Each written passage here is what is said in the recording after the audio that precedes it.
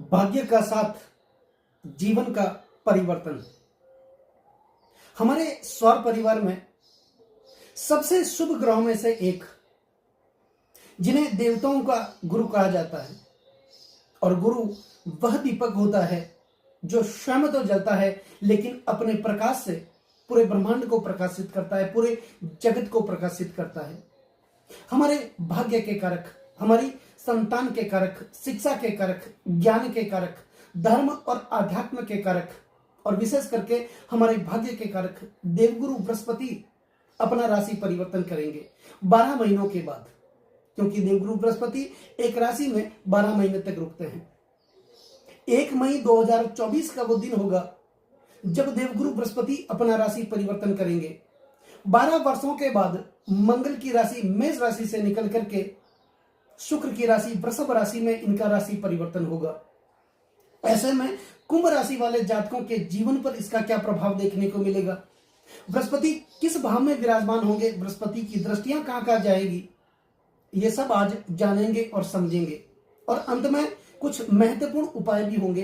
वो ऐसे कौन से उपाय होंगे जिनको करने से देवगुरु बृहस्पति की कृपा को हम प्राप्त कर सकें। दोस्तों, अक्सर ऐसा कहा जाता है कि देवगुरु बृहस्पति की दृष्टियां अमृत के समान मानी जाती हैं। देवगुरु बृहस्पति जिस भाव में विराजमान होते हैं उस भाव का फल तो ये देते ही हैं, लेकिन इनकी दृष्टियां अमृत के समान मानी जाती हैं। जिस भाव पर देवगुरु बृहस्पति की दृष्टियां जाती हैं उस भाव को ये जागृत कर देते हैं, मृत भाव को भी जागृत कर देते हैं। ऐसे हैं हमारे देवगुरु बृहस्पति। इनको देवताओं का गुरु कहा जाता है। दोस्तों, देवगुरु बृहस्पति 1 मई 2024 से लेके 14 मई 2025 तक शुक्र की राशि वृषभ राशि में विराजमान होंगे, और कुंभ राशि वाले जातकों के चतुर्थ भाव में, केंद्र भाव में, वृषभ राशि में ये विराजमान होंगे। आपकी राशि के स्वामी बनते हैं शनिदेव, आपके लग्न के स्वामी बनते हैं शनिदेव। दोस्तों, मैं बार बार हमेशा आपको यह कहता आया हूं कि जब आप किसी गोचर का फल देखते हैं साथ में आपको लग्न का भी फल देखना है, क्योंकि ये जो कार्यक्रम है, ये जो राशि फल है, आपकी जन्म की राशि चंद्र राशि पर आधारित है। लेकिन अगर आपके पास अपनी लग्न कुंडली है, जन्म कुंडली बनी हुई है, तो लग्न और चंद्र राशि दोनों पर आपको यह देखना है, क्योंकि आपकी जन्म कुंडली में ग्रह गोचर की स्थिति किस प्रकार है, जन्मकालीन ग्रहों की स्थिति किस प्रकार है, मुझे नहीं पता। लेकिन यही देवगुरु बृहस्पति आपकी जन्म कुंडली में भी अगर उच्चस्थ होंगे, मित्र क्षेत्रीय होंगे, अपने वर्गोत्तम में बली होंगे, केंद्र त्रिकोण के स्वामी बनकर के शुभ भाव में विराजमान होंगे, या फिर देवगुरु बृहस्पति की दशा, अंतर्दशा या प्रत्यंतर दशा भी आपको चल रही होगी, निश्चित तौर पर मानिए आपके जीवन में बहुत बड़ा बदलाव, आपके भाग्य में बहुत बड़ा परिवर्तन लेकर के आने वाले हैं देवगुरु बृहस्पति। आपकी राशि के स्वामी बनते हैं शनिदेव। शनिदेव कर्म के कारक हैं और आपके लग्न भाव में अपनी मूल त्रिकोण राशि कुंभ राशि में विराजमान है। सस नामक राजयोग भी ये बना रहे हैं, और वर्तमान में शनिदेव देवगुरु बृहस्पति के नक्षत्र पूर्वा भाद्रपद नक्षत्र का ही संचरण कर रहे हैं। 3 अक्टूबर 2024 तक ये देवगुरु बृहस्पति के पूर्वा भाद्रपद नक्षत्र में ही रहेंगे। ऐसे में शनिदेव ने आपके चतुर्थ भाव का जो जिम्मा देंगे वो देंगे देवगुरु बृहस्पति को। इससे पहले बृहस्पति आपके तीसरे भाव में चल रहे थे। दोस्तों, तीसरा, छठा और 11वां भाव त्रिषणाय भाव माना जाता है। इन भावों में पाप ग्रहों का रहना तो शुभ माना जाता है, लेकिन शुभ ग्रह इतना अच्छा फल नहीं देते। लेकिन यही देवगुरु बृहस्पति आपके तीसरे भाव से निकल करके आपके चतुर्थ भाव में, केंद्र भाव में, शुक्र की राशि वृषभ राशि में विराजमान होंगे। निश्चित तौर पर मानिए आपके जीवन में बहुत बड़ा परिवर्तन, बहुत बड़ा बदलाव लेकर के देवगुरु बृहस्पति आने वाले हैं। इससे पहले आपके जीवन में क्या हो रहा था, आप लगातार आगे बढ़ने के प्रयत्न तो कर रहे थे, लेकिन आप लगातार पीछे चले जा रहे थे। 10 कदम आगे बढ़ने की कोशिश कर रहे थे, लेकिन 20 कदम वापस पीछे चले जा रहे थे। कर्ज का बोझ हमेशा आपको सताए रहता था। 10 रुपए का कर्ज कैसे भी करके आप उतारने की कोशिश कर रहे थे, लेकिन 20 रुपए का कर्ज आपके जीवन में वापस खड़ा था।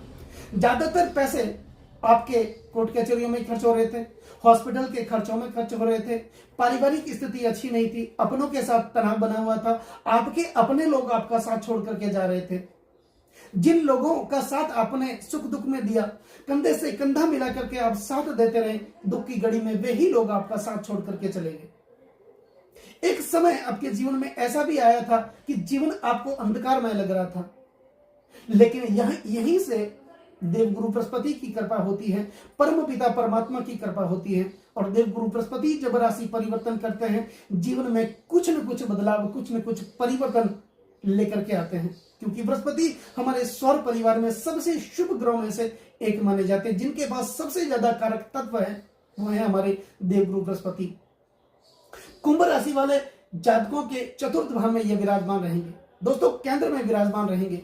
चतुर्थ भाव हमारे पारिवारिक सुखों का भाव माना जाता है, हमारी माता का भाव माना जाता है, हमारी पैतृक संपत्ति का भाव माना जाता है, विरासत का भाव माना जाता है, चल अचल संपत्ति का भाव माना जाता है, भू भूमि भवन मकान वाहन का भाव चतुर्थ भाव माना जाता है, और यही भाव राजनीतिक दृष्टिगोचर को भी दर्शाता है। बृहस्पति यहाँ पर विराजमान रहेंगे और शनिदेव आपके लग्न भाव में विराजमान रहेंगे। शनि कर्म के कारक हैं, बृहस्पति भाग्य के कारक हैं, तो भाग्य और कर्म का साथ आपको क्यों नहीं मिलेगा। दोस्तों, ऐसा कहा जाता है कि शनिदेव की गति सबसे मंद है, धीमी चाल है, वो धीमी गति से बल देते हैं, इसीलिए एक राशि में वो 2.5 साल तक रुकते हैं। और 2.5 साल तक एक राशि में रुकने का कारण यही है कि इन्हीं 2.5 सालों में शनिदेव व्यक्ति के धैर्य की परीक्षा ले लेते हैं, चरित्र की परीक्षा ले लेते हैं, हिम्मत की परीक्षा ले लेते हैं, उसके साहस की परीक्षा ले लेते हैं, और परीक्षा लेने के बाद ये फल देना शुरू करते हैं। और जब शनिदेव फल देना शुरू करते हैं तो इतना फल देते हैं कि जिसकी हम कल्पना भी नहीं कर सकते हैं। और यही शनिदेव जब देवगुरु बृहस्पति के नक्षत्र में ही चल रहे हैं और बृहस्पति राशि परिवर्तन करके आपके चतुर्थ भाव में आ रहे हैं, तो चतुर्थ भाव का फल ये क्यों नहीं देंगे। आपने अपने धन का निवेश अगर प्रॉपर्टी में किया है, या फिर आपने मकान बनाने के लिए अपने धन का निवेश किया है, उस निवेश का पूर्ण प्रतिफल आपको देखने को मिलेगा। माता का वात्सल्य आपको प्राप्त होगा, माता के साथ किसी भी प्रकार का मनमुटाव भी आपको चल रहा था, वो आपका देवगुरु बृहस्पति दूर करेंगे। प्रत्यक्ष संपत्ति में किसी प्रकार का पारिवारिक लोगों के साथ तनाव चल रहा था, उस तनाव को भी दूर करेंगे। कोर्ट कचहरियों के चक्कर से आपको मुक्त करेंगे, यही देवगुरु बृहस्पति। लेकिन यहां पर आपको ध्यान रखने की जरूरत यह है कि ये शुक्र की राशि में, प्रबल शत्रु की राशि वृषभ राशि में आ रहे हैं। माता के स्वास्थ्य का ध्यान आपको जरूर रखना है, परिवार के लोगों के साथ तनाव नहीं रखना है, मतभेद अगर हो तो उसको आप दूर करने की कोशिश करें। इसके अतिरिक्त देवगुरु बृहस्पति तो जहां बैठते हैं वहां पर उस भाव में शुभता को बढ़ाते ही, तो यहां पर आप कोई न कोई नया वाहन खरीद सकते हैं। इस समय में 12 महीनों में नया मकान बना सकते हैं, मकान अगर पुराना है उसको उसमें आप नयापन कुछ ला सकते हैं। प्रॉपर्टी में आप अपने पैसे का निवेश कर सकते हैं, उसका पूर्ण प्रतिफल आपको देखने को मिलेगा। और अगर आपने अपनी प्रॉपर्टी में, प्राकृतिक संपत्ति में पैसे का निवेश भी किया होगा, उसका भी पूर्ण प्रतिफल ये देवगुरु बृहस्पति आपको देंगे। दोस्तों, बृहस्पति चतुर्थ भाव में बैठे हैं और बृहस्पति की 3 महत्वपूर्ण दृष्टियां मानी जाती हैं। बृहस्पति जिस भाव में बैठते हैं उस भाव से पंचम भाव में दृष्टि करते हैं, सप्तम भाव में दृष्टि करते हैं और नवम भाव में दृष्टि करते हैं। दोस्तों, सप्तम दृष्टि तो एक जनरल दृष्टि है, सभी ग्रह अपने से सप्तम भाव में दृष्टि करते हैं, क्योंकि सप्तम भाव जो होता है वो हमारी पत्नी का होता है, हमारी निजी प्रॉपर्टी का होता है। और हर व्यक्ति अपनी पत्नी की, अपनी निजी प्रॉपर्टी की सुरक्षा खुद करता है, इसलिए सभी ग्रहों को यह जिम्मेदारी दी गई कि अपने से सप्तम भाव पर देखने की, दृष्टि डालने की। लेकिन इसके अतिरिक्त देवगुरु बृहस्पति को 2 महत्वपूर्ण दृष्टियां और दी गई हैं, पंचम दृष्टि और नवम दृष्टि। काल पुरुष की कुंडली को जब आप देखेंगे तो पंचम भाव हमारे विद्या, बुद्धि और संतान का भाव माना जाता है। हमारी संतान को विद्या के बारे में अवगत कौन करवाता है, शिक्षा के बारे में प्रेरणा कौन देता है, अवगत कौन कराता है, हमारी संतान को बुद्धि कौन देता है, ज्ञान कौन देता है, ये कार्य किसका है, देवगुरु बृहस्पति का कार्य है। इसीलिए बृहस्पति को ये भाव, पंचम भाव देखने के लिए पंचम दृष्टि दी गई है। इसके अतिरिक्त देवगुरु बृहस्पति को एक महत्वपूर्ण दृष्टि और दी गई है, नवम दृष्टि। दोस्तों, नवम भाव काल पुरुष की कुंडली में नवम भाव भाग्य का भाव माना जाता है और हमारे भाग्य का लेखा जोखा देवगुरु बृहस्पति अपने पास रखते हैं। हमारे भाग्य का निर्माण देवगुरु बृहस्पति करते हैं, इसलिए वो भाग्य के कारक माने जाते हैं। इसलिए भाग्य भाव को भाव पर दृष्टि डालने के लिए देवगुरु बृहस्पति को यह जिम्मेदारी दी गई है। इसके अतिरिक्त पंचम भाव संचित कर्मों का भाव माना जाता है। जो कर्म हम करके आए हैं, पूर्व जन्म में उस कर्मों का लेखा जोखा देवगुरु बृहस्पति अपने पास रखते हैं। उस कर्मों के आधार पर ही वर्तमान में हमारे भाग्य का निर्धारण करते हैं देवगुरु बृहस्पति। इसलिए पंचम भाव और नवम भाव पर दृष्टि डालने के लिए देवगुरु बृहस्पति को यह जिम्मेदारी दी गई है। बृहस्पति चतुर्थ भाव में विराजमान है।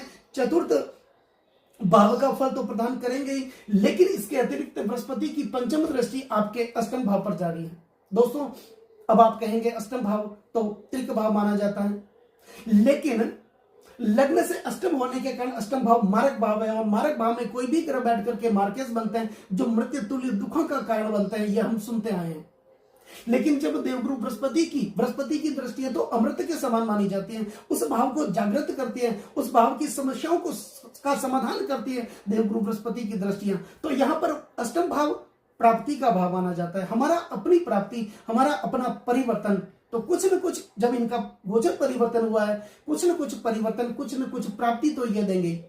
अष्टम भाव वैराग्य का भाव माना जाता है, मोक्ष का भाव भी यही भाव माना जाता है, धर्म और आध्यात्म का भाव अष्टम भाव माना जाता है, ऑकल्ट साइंस का भाव माना जाता है, गहन अध्ययन का, रिसर्च का भाव यही माना जाता है। और जब देवगुरु बृहस्पति पंचम दृष्टि से आपके अष्टम भाव को देखेंगे, निश्चित तौर पर आपके अंदर एक रहस्य छुपा हुआ था, आपके अंदर एक योग्यता छुपी हुई थी, उस योग्यता को बाहर लेकर के आएंगे देवगुरु बृहस्पति। आपके चरित्र का निर्माण करेंगे, आपके स्वास्थ्य का निर्माण करेंगे, और आपके अंदर एक प्रतिभा छिपी हुई थी, गुप्त प्रतिभा छिपी हुई थी, आप उसको बाहर नहीं ला रहे थे, लेकिन बृहस्पति पंचम दृष्टि से देख करके आपके अष्टम भाव की जो प्रतिभा आपके अंदर एक रहस्य है, उस रहस्य को बाहर लेकर के आएंगे, और कुछ न कुछ अपने जीवन में इन्हीं 12 महीनों में आप कुछ न कुछ नयापन लेकर के आएंगे, कुछ न कुछ परिवर्तन आपको जरूर करेंगे। लेकिन इसके अतिरिक्त ध्यान देने वाली बात यह है कि यही अष्टम भाव दुर्घटनाओं का भाव माना जाता है, यही अष्टम भाव दुखों का भाव भी माना जाता है, षड्यंत्रों का भाव भी यही भाव माना जाता है।